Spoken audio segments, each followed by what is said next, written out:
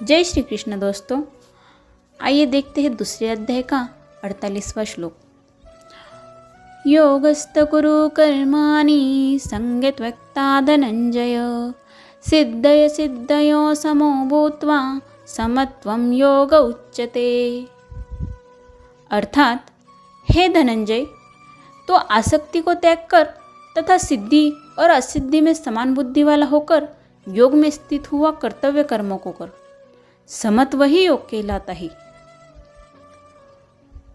दोस्तों, भगवत गीता में हम अक्सर योग की बातें करते हैं, लेकिन योग का अर्थ क्या है, यही समझाते हुए श्री कृष्ण कह रहे हैं कि हे अर्जुन, तो यश अपयश हार जीत इन बातों का त्याग कर। मतलब दोस्तों, कर्म करते वक्त हमें उसके परिणाम की चिंता नहीं होनी चाहिए। हमें सफलता मिले चाहे असफलता, हमारा बिहेवियर दोनों स्थिति में समान होना चाहिए। इसे ही योग कहते हैं। आगे श्री कृष्ण कहते हैं, दुरेन वरम कर्म बुद्धि योगाद्वनंजय बुद्धौ शरणमन्विच्छ कृपणाः फलहेतवः। अर्थात इस समत्वरूप बुद्धि योग से सकाम कर्म अत्यंत ही निम्न श्रेणी का है। इसलिए हे धनंजय, तो समबुद्धि में ही रक्षा का उपाय ढूंढ, अर्थात बुद्धि योग का ही आश्रय ग्रहण कर, क्योंकि फल के हेतु बनने वाले अत्यंत दीन हैं। दोस्तों, जब हम फल की आशा न रखते हुए कर्म करते हैं तो हम पाप पुण्य से दूर हो जाते हैं। लेकिन जब कर्म करते वक्त हम फल का विचार करते हैं तब हमें असफल होने का डर रहता है और हम वो काम अच्छे से नहीं कर पाते, और अगर सफल हो भी जाए तो उसके फल में हम उलझते ही जाते हैं। इसलिए हमें बुद्धि योग का आचरण करना चाहिए। मतलब क्या कि ध्यान हमें सिर्फ काम और भगवान में लगाना चाहिए, तब हमारी बुद्धि अच्छे से काम कर पाती है और तब हमारा काम भी अच्छी तरह से पूरा होता है। आगे 50वें श्लोक में श्री कृष्ण कहते हैं, बुद्धि युक्त जहातीह उभे सुकृत दुष्कृते तस्माद्योगाय युज्यस्व योगम कर्मसु कौशलम। अर्थात समबुद्धि युक्त पुरुष पुण्य और पाप दोनों को इसी लोक में त्याग देता है, अर्थात उनसे मुक्त हो जाता है। इसमें तो समत्व रूप योग में लग जा। यह समत्व रूप योग ही कर्मों की कुशलता अर्थात कर्म बंधों से छूटने का उपाय है। दोस्तों, इस श्लोक में श्री कृष्ण कहते हैं कि एक इंसान पाप पुण्य के चक्र से किस प्रकार बच सकता है।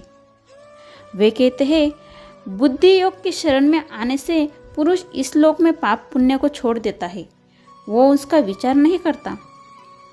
मतलब दोस्तों, जो इंसान जब भी कर्म करता है तो उसके रिजल्ट यानी उसके परिणाम के बारे में नहीं सोचता, उसके परिणाम की परवाह नहीं करता, ऐसा मनुष्य पाप और पुण्य के चक्र से मुक्त हो जाता है।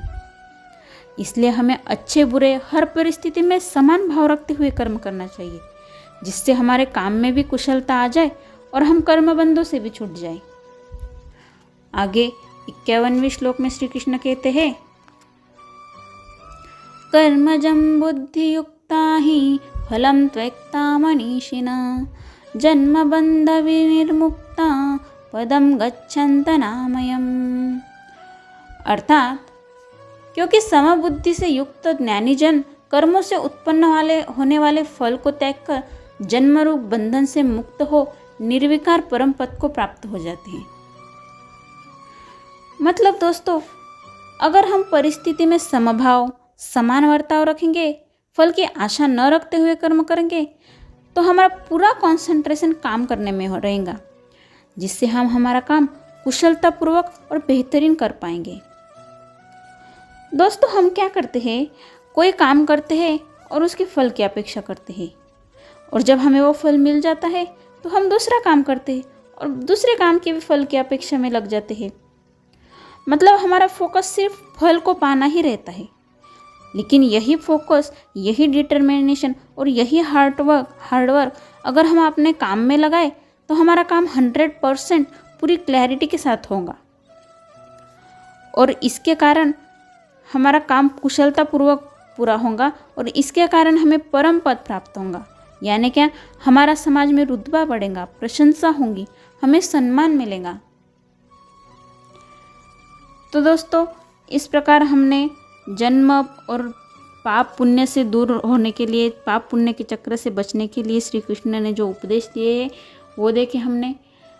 तो आज के लिए इतना ही दोस्तों, मिलते हैं कल सुबह 6 बजे नई वीडियो में नए श्लोक के साथ। तब तक के लिए आप मेरा चैनल भक्ति पूनम को सब्सक्राइब कर लीजिए, ताकि गीता का संपूर्ण ज्ञान आपको स्टेप बाय स्टेप मिलते रहे। राधे राधे दोस्तों।